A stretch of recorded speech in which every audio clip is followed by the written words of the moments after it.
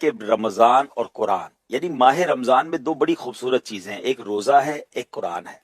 احادیث میں مضمون ملتا ہے کہ روزہ بھی شفاعت کرے گا اور قرآن بھی شفاعت کرے گا۔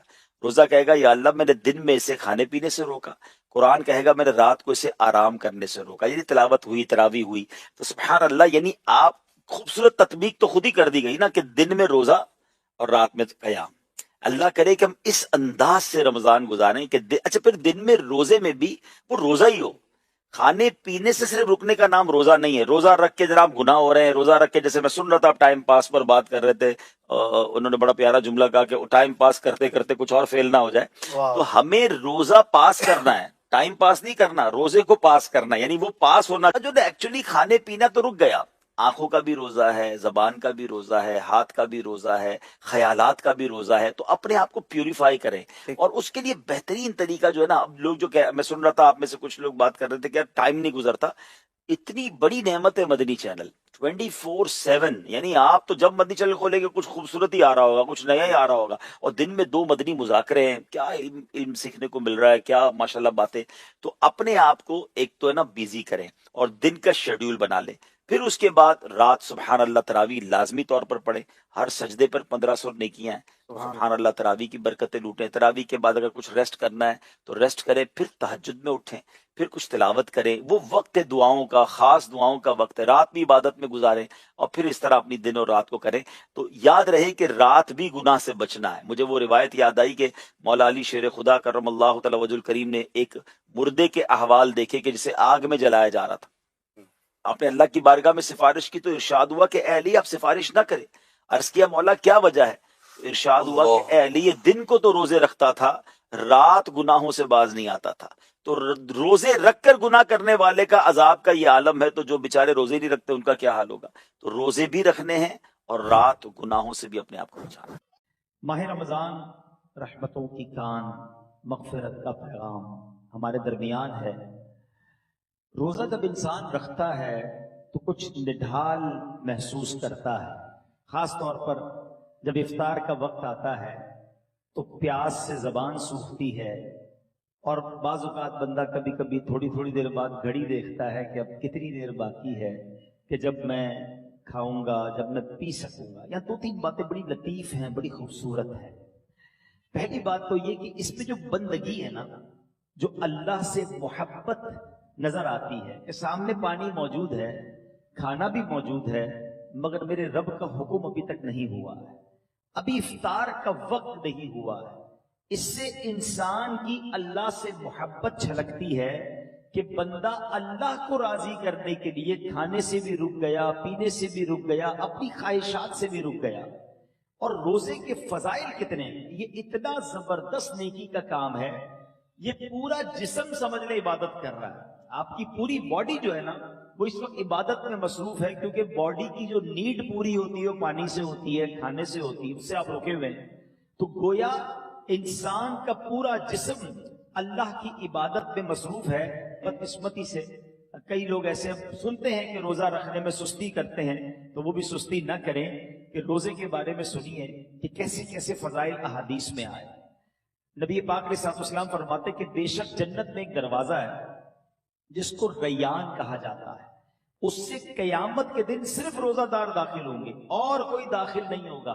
اسپیشل ڈور ہوگا جنت کا۔ آپ دیکھتے ہیں کبھی کبھی ایئرپورٹ پر جاتے ہیں یا کسی جگہ جاتے ہیں، ایک وی آئی پی گیٹ ہوتا ہے، اور اس وی آئی پی گیٹ سے لوگ داخل ہوتے ہیں جو وی آئی پیز ہوتے ہیں۔ تو اے روزہ داروں تمہیں مبارک ہو کہ جنت میں وہ دروازہ ہوگا جس کو باب الریان کہا جاتا ہے، اور اس سے روزہ دار جنت میں داخل ہوں گے۔ اور قیامت کے دن ایک اناؤنسمنٹ ہوگا، کہا جائے گا روزے دار کہاں ہیں؟ وہ لوگ کھڑے ہوں گے، ان کے علاوہ کوئی اس دروازے سے داخل نہ ہوگا۔ جب یہ داخل ہو جائیں گے نا تو جنت کا وہ ڈور، وہ دروازہ بند کر دیا جائے گا۔ اس دن ان لوگوں کو کتنی افسوس ہوگا، کتنی حسرت ہوگی جو رمضان کے روزے نہیں رکھتے ہوں گے۔ بلکہ ہمیں تو یہ چاہیے کہ صرف رمضان کے روزے نہیں، ہم اس کے بعد بھی نفلی روزوں کی بھی کوشش کیا کریں۔ ہر پیر کو روزہ رکھنا سنت ہے۔ اچھا ایک اور فائدہ دیکھیں، جو پورا سال کچھ نہ کچھ نفلی روزے رکھتا ہے نا، اس کو رمضان کے روزوں میں اتنی پرابلم نہیں ہوتی کیونکہ وہ عادی ہوتا ہے. Suddenly all of the sudden پورا سال گزرنے کے بعد جو اچانک روزے رکھنا شروع کرتے ہیں ان کو زیادہ بعض اوقات روزہ جو ہے وہ فیل ہوتا ہے. بہرحال نبی پاک علیہ السلام کا ایک اور فرمان سنیں. اے روزہ دارو تمہیں مبارک ہو. میرے آقا فرماتے جس نے رمضان کا روزہ رکھا اور اس کی حدود کو پہچانا اور جس چیز سے بچنا چاہیے اس سے بچا تو جو کچھ گناہ پہلے کر چکا ہے اس کا کفارہ ہو گیا. یعنی روزہ پچھلے گناہوں کا کفارہ ہے. روزے کی ایک اور شاندار فضیلت نبی پاک فرماتے جس نے ایک دن کا روزہ رکھا اللہ عز و جل کی رضا حاصل کرنے کے لیے اللہ عز و جل اسے جہنم سے اتنا دور کر دے گا جتنا ایک کوا جو بچپن سے اڑنا شروع کرے یہاں تک کہ بوڑھا ہو کر مر جائے. اچھا کوے کی عمر بتائی جاتی ہے کہ 500 سال ہوتی ہے. 500 سال تک پرندہ اڑے گا تو کتنا دور ہوگا؟ اللہ ایک روزہ رکھنے والے کو جہنم سے اتنا دور کر دے گا. مبارک ہو ان کو جو پورا مہینہ روزہ رکھتے ہیں اور ماشاءاللہ نفلی روزے بھی رکھتے ہیں. ایک اور خوبصورت بات میرے آقا علیہ السلام فرماتے ہیں ہر شے کے لیے زکوٰۃ ہے اور جسم کی زکوٰۃ روزہ ہے اور روزہ آدھا صبر ہے. اللہ اکبر. یعنی آپ کی باڈی کی زکوٰۃ ادا ہو رہی ہے کہ جب آپ رمضان میں روزے رکھ رہے ہیں. ماشاءاللہ. تو ہمیں روزے کی پابندی کرنی چاہیے. ایک اور حدیث سن لے پھر میں انشاءاللہ روزے کے کچھ احکام بیان کرتا ہوں اور یہ بڑی کمال کی حدیث ہے.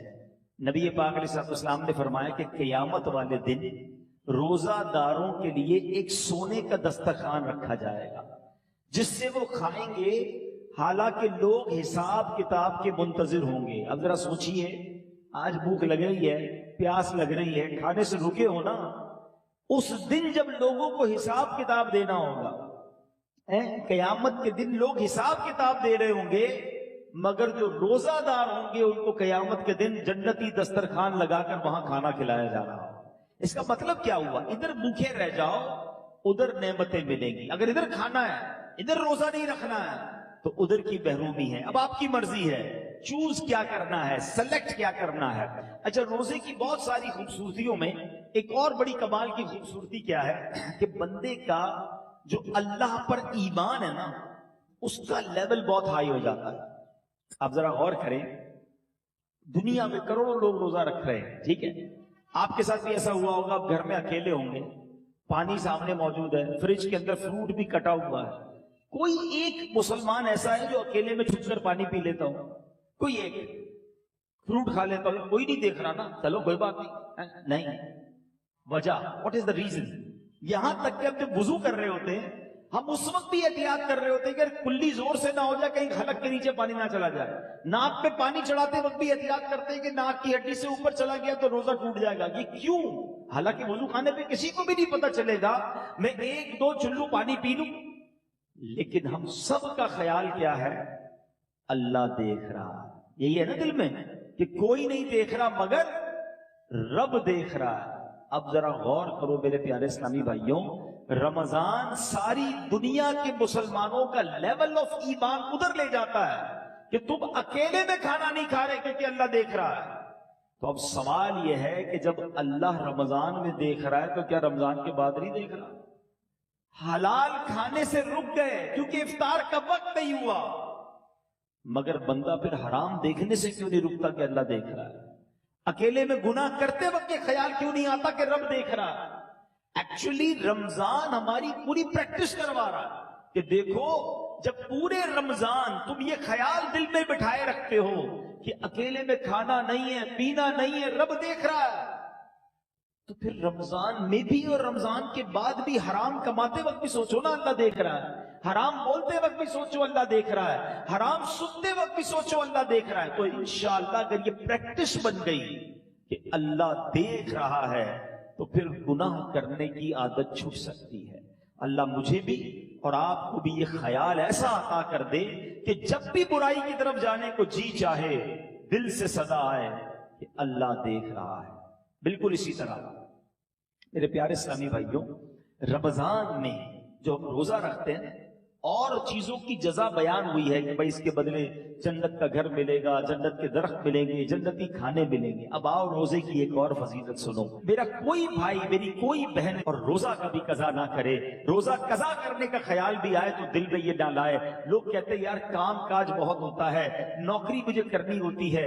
دیکھو کام کم کر دینا، کاروبار کم کر دینا، تھوڑے پیسے کم کما لینا، مگر روزہ مت چھوڑنا، کیونکہ اب جو میں فضیلت بتانے جا رہا ہوں نا، میں نے اب تک کسی اور عمل کی یہ فضیلت نہیں پڑھی ہے، کیونکہ نبی پاک علیہ الصلوۃ والسلام فرماتے ہیں کہ اللہ فرماتا ہے، یعنی یہ حدیث قدسی بھی ہے، اللہ فرماتا ہے فَإِنَّهُ لِي وَأَنَا أَجْزِي بِهِ، اللہ فرماتا ہے روزہ میرے لیے ہے اور اس کی جزا میں خود دوں گا۔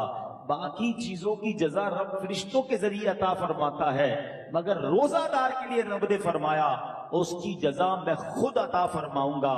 بلکہ علماء اس کو ایک اور انداز سے بھی پڑھتے ہیں، انا اجزا بہی، اس کے معنی یہ ہو گئے کہ روزہ میرے لیے ہے اور اس کی جزا میں خود ہوں، یعنی رب فرما رہا میں اس کا ہو جاتا ہوں۔ تو اے روزہ دارو، جس کا رب ہو جائے تو اس کے کام کیوں نہ بن جائیں، اس کی مشکلیں آسان کیوں نہ ہو جائیں۔ کچھ لوگ ادھر شراب پیتے ہیں، اللہ کو ناراض کرتے ہیں، دیکھو ادھر شراب نہ پینا، صبر کر لو، اللہ نے جنتیوں کے لیے جنتی شراب تیار کر رکھی ہے۔ مردوں کو زیور پہننے سے منع کیا کہ دیکھو یہاں زیور مت پہننا، سونا چاندی مرد کو پہننا الاؤ نہیں ہے، مگر جنت میں مردوں کو سونے کے زیورات عطا کیے جائیں گے۔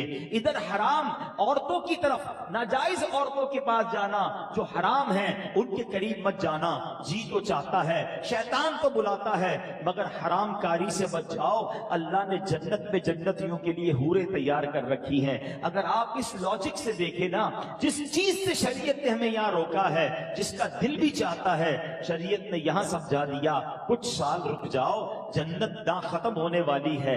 اللہ نے آلٹرنیٹ شاندار وہاں تیار کر رکھا ہے۔ یہاں بڑے گھر دیکھ کر اپنے گھر پہ مایوس نہ ہو جاؤ، صبر کی زندگی گزارو۔ اللہ نے بڑے بڑے محل جنتیوں کے لیے تیار کیے ہیں۔ تمہارے پاس اگر یہاں گاڑی نہیں ہے، مایوس نہ ہونا، حرام کی طرف مت جانا، جنتیوں کے لیے اللہ نے جنتی سواریاں تیار کی ہیں۔ یہاں اگر مہنگے اور اچھے کھانے نہیں کھا سکتے، پیسے تھوڑے ہیں، حرام کی طرف مت جانا، صبر کر لینا، اللہ نے جنتیوں کے لیے جنتی دسترخوان لگائے ہوئے ہیں، جنتی مشروب موجود ہیں۔ ارے انسان جو تمنا کرے گا اللہ اس قسم کا کھانا اس کے سامنے عطا فرما دے گا۔ تو جب وہ نعمتیں موجود ہیں تو کچھ صبر کے ساتھ، کچھ قناعت کے ساتھ، اللہ کی رضا کے ساتھ اور حلال روزی کے ساتھ زندگی گزار لیں، انشاءاللہ دنیا بھی بہتر ہوگی اور آخرت بھی بہتر ہو جائے گی۔ اذان کا انتظار نہیں کرنا، اذان نماز کے لیے ہوتی ہے، سحری بند کرنے کے لیے نہیں ہوتی ہے، ٹھیک ہے نا؟ ہو سکتا ہے مؤذن صاحب 5 منٹ لیٹ ہو جائیں، کبھی ان کی جناب اچھا کچھ لوگ کہتے ہیں اذان ہوگی تو روزہ بند کریں گے، اور اگر آپ کے علاقے میں لائٹ ہی چلی گئی اور مائک ہی بند ہو گیا مسجد کا، پھر کیا کریں گے؟ روزہ بند نہیں کریں گے۔ تو اذان جو ہے وہ روزہ بند کرنے کے لیے، افطار کے لیے نہیں ہوتی، وہ نماز کے لیے ہوتی ہے۔ روزے کا تعلق ٹائمنگ سے ہے، وقت سحر یعنی فجر کا وقت شروع ہوا، جیسے ہی شروع ہوا اب آپ کھا پی نہیں سکتے، 1 سیکنڈ بھی آپ نے زیادہ کھا لیا تو اب پورا دن آپ بے شک بھوکے رہیں روزہ نہیں ہوگا، آپ کا روزہ شروع ہی نہیں ہوا۔ تو بیسٹ طریقہ کیا ہے؟ اپنی گھڑی کا ٹائم سیٹ رکھیں۔ اب تو موبائل فون آ گئے، جو انٹرنیٹ والے موبائل ہوتے ہیں اس میں بھی موبائل ٹائم بڑا پرفیکٹ پتہ چل رہا ہوتا ہے۔ 5 منٹ پہلے، کوئی لازم تھوڑی ہے کہ آخری منٹ تک کھانا پینا ہے، 5 منٹ پہلے آپ کھانا پینا بند کر دیں، ٹوتھ پیسٹ وغیرہ کرنا ہے تو بھی کر لیں، اور اپنے تمام معاملات سے فارغ ہو جائیں، درود پاک پڑھیں، تاکہ آپ فرض روزہ ہے نا، اگلے 15 گھنٹے بھوکا رہنے کے لیے تیار ہے تو 5 منٹ زیادہ بھوکا رہ جائے نا بھائی، 5 منٹ 10 منٹ پہلے فارغ ہو جائے سحری سے۔ بالکل اسی طرح افطار میں بھی آپ نے کرنا یہ ہے کہ افطار میں آپ نے گھڑی دیکھ کر افطار کرنا ہے، ٹائم دیکھ کر افطار کرنا ہے، 1 آدھ منٹ اوپر ہو جائے خیر ہے، پہلے افطار نہ ہو جائے۔ بعض اوقات ہوتا ہے لوگوں کی گھڑی ٹائم پہ نہیں ہوتی، 5 منٹ پہلے افطار کر لیتے ہیں۔ آپ کو پتا ہونا چاہیے کہ ٹائم ہوا کہ نہیں۔ اور بالکل اسی طرح اذان مغرب کی نماز کے لیے ہوتی ہے، افطار کے لیے نہیں ہوتی۔ اس میں بعض اوقات 2 گڑبڑ ہو جاتی ہیں، ایک ہی ہو جاتی ہے کہ کبھی مؤذن صاحب سے بھی غلطی لگ سکتی ہے، جلدی اذان دے دی، آپ نے اذان سنی روزہ کھول لیا تو آپ کا روزہ چلا گیا۔ اب ٹائم دیکھیں ٹائم ہوا ہے کہ نہیں۔ اور مؤذن صاحب خود اپنا افطار کرنے میں لگے ہوئے ہیں اور وہ 5 منٹ بعد اذان دے رہے ہیں اور آپ انتظار کر رہے ہیں اذان کا، تو یہ بھی درست نہیں، کیونکہ افطار کو تاخیر بھی نہیں کرنی چاہیے۔ تو پہلی بات تو یہ سمجھ لیں کہ ٹائم ٹیبل کے ساتھ روزہ ہے۔ یہاں ایک اور خوبصورت بات کہوں کہ لوگ آج کل بڑی مثالیں دیتے ہیں دوسرے ملکوں والوں کی، غیر مسلموں کی، یار وہاں بڑی ٹائم مینجمنٹ ہے جناب، بڑا ٹائم سے معاملات چلتے ہیں، ان کے جہاز بھی ٹائم پہ، ان کی ٹرینیں بھی ٹائم پہ، لوگ آتے بھی وقت پر ہیں۔ مجھے بتاؤ پوری دنیا میں ایک مذہب بتا دو کہ جو اتنا ٹائم مینجمنٹ کا درس دیتا ہو۔ ارے ہماری تو ساری عبادتیں ٹائم کے ساتھ ہیں، وقت سے 1 منٹ پہلے آپ کو سحری بند کرنی ہے تو روزہ ہوگا، وقت گزرنے کے بعد 1 منٹ اوپر چلا گیا روزہ ہی شروع نہیں ہوگا، افطار گھڑی کے مطابق کرنا ہے۔ بالکل ساری دنیا کے مسلمان ٹائم پہ افطار کرتے ہیں۔ ہماری ساری اذانیں، مسجد کا ٹائم ٹیبل دیکھیں، آپ کی ٹرین لیٹ ہو سکتی ہے، جہاز لیٹ ہو سکتا ہے۔ ہم نے دیکھا سردی ہو، گرمی ہو، بارش ہو، آندھی ہو، طوفان ہو، دنیا بھر کی مسجدوں میں وقت پہ اذان ہوتی ہے، وقت پہ جماعت ہوتی ہے، لاکھوں مسجدوں میں۔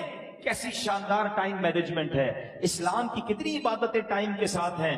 ارے جناب ہم حج پہ جائیں تو کب عرفات میں رہنا ہے، کب عرفات سے نکلنا ہے، کب پہلے نہیں نکلنا ہے، کب مزدلفہ پہنچنا ہے، کب مینا پہنچنا ہے، کون سے دن طواف زیارت کے ہیں، each and everything going with time.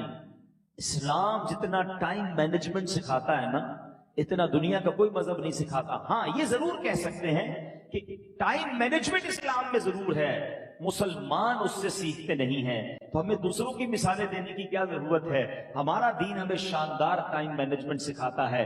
اچھا انجیکشن، روزے میں اگر کسی کو خون دینا ہے، جب آپ خون دیں گے تو آپ کا وضو ٹوٹے گا، لیکن اگر آپ انجیکشن لگواتے ہیں اس سے روزہ نہیں ٹوٹے گا، ٹھیک ہے؟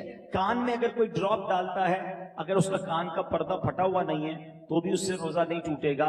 ہاں آنکھ میں اگر کوئی ڈراپ ڈالتا ہے تو اس سے علماء فرماتے ہیں روزہ ٹوٹ جائے گا۔ تو ہمیں روزے کے بارے میں یہ معلومات بھی ہونی چاہیے۔ بعض اوقات لوگ جو ہے احتیاط نہیں کرتے اور وہ احتیاط نہ کرنے کی وجہ سے ان کا روزہ ٹوٹ جاتا ہے۔ جب یہ فرض ہے تو اس کے احکام سیکھنا بھی ضروری ہے، اس کی احتیاطیں سیکھنا بھی ضروری ہے۔ تو بہرحال میرے پیارے اسلامی بھائیوں، افطار کے وقت ایک اور کام کرنے والا ہے جو نارملی ہمارے یہاں نہیں ہوتا، کیونکہ روزانہ افطار کے وقت 10 لاکھ گناہ گار جہنم سے آزاد کیے جاتے ہیں روزانہ۔ یہ اتنا مبارک مہینہ ہے، اس کے روزانہ افطار کے وقت 10 لاکھ گناہ گار آزاد جہنم سے کیے جاتے ہیں۔ اور جب جمعرات کی رات آتی ہے اور جمعے کا دن آتا ہے تو فرمایا ہر لمحے 10 لاکھ گناہ گار جہنم سے آزاد کیے جاتے ہیں۔ ہمیں افطار کا وقت جو ہے یہ بڑا مبارک وقت ہے، یہ دعاؤں کی قبولیت کا وقت ہے۔ پھر رمضان کی راتیں، رمضان کی راتیں کتنی مبارک ہیں آپ کو پتہ ہے؟ سارا سال میں اور آپ اللہ سے دعا کرتے ہیں نا، یا اللہ میری پکار سن لے، میری توبہ قبول کر لے، میری مغفرت فرما دے، میرا فلاں کام فرما دے، ہم اللہ سے دعا کر رہے ہیں۔ آپ کو پتہ ہے رمضان کی راتوں میں کیا ہوتا ہے؟ رحمت کے فرشتے یہ آواز لگاتے ہیں، ہے کوئی مانگنے والا کہ اس کی توبہ قبول کی جائے، ہے کوئی توبہ کرنے والا کہ اس کی توبہ قبول کی جائے، ہے کوئی سوالی کہ اس کا سوال پورا کیا جائے۔ یعنی رمضان میں ادھر سے آفر ہے کہ مانگ لو میں دے رہا ہوں، مغفرت چاہیے تو میں مغفرت دے رہا ہوں، توبہ کرنی تو میں توبہ قبول کر رہا ہوں۔ مگر آپ دیکھیں کہ آج ہماری راتیں کہاں خرچ ہو رہی ہیں۔ بہت بڑی تعداد میں لوگ کھانے پینے، گھومنے پھرنے، کرکٹ میچز، پتہ نہیں کیا کیا کر رہے ہیں رمضان میں۔ ارے اللہ کے بندو، یہ راتیں عبادت کی ہیں، یہ راتیں دعائیں کی ہیں، یہ مانگنے کی ساری زندگی پڑی ہے کھانے پینے کی۔ تو خدا را رمضان کی راتوں کو ضائع نہ کریں۔ اور اب میں آخری بات اپنے بیان کی کر لوں جو میں سمجھتا ہوں میرے بیان کی سب سے اہم بات ہے، وہ کیا ہے؟ یہ اب تک تو میں نے رمضان میں عبادت نیکیاں کرنے کے بارے میں بات کی نا، یہ تو چلے تھوڑی بہت لوگ کر ہی رہے ہیں یا کرتے ہیں، مگر رمضان میں گناہ نہیں کرنا ہے، اس کی طرف توجہ کم لوگوں کی ہے۔ کیوں؟ دیکھیے رمضان میں گناہ کی پکڑ بھی زیادہ ہے، رمضان میں گناہ کا عذاب بھی زیادہ ہے، مار بھی زیادہ پڑے گی۔ کیوں؟ بھائی مسجد کے باہر کوئی گناہ کرے گناہ ہے، لیکن کوئی مسجد کے اندر آ کر گناہ کرے تو بڑا شدید گناہ ہے۔ کوئی اللہ کا گھر میں جا کر گناہ کرے گا تو اللہ کی غضب کو دعوت دے گا نا، مکہ شریف میں جا کر کوئی ایک نیکی کرے، حدود حرم میں تو ایک نیکی 1,00,000 نیکی کے برابر، مگر وہاں کوئی گناہ کرے تو 1,00,000 گناہ کے برابر۔ اس کی وجہ کیا ہے؟ اتنے مقدس جگہ پر آئے ہو جہاں ساری دنیا عبادت کر رہی، تم ادھر بھی گناہ کر رہے ہو۔ بالکل اسی طرح رمضان بڑا مقدس مہینہ ہے، جو رمضان میں گناہ کرے گا، احادیث میں یہ مضمون ملتا ہے کہ جو ایک گناہ رمضان میں کرے اس کے 1 سال کے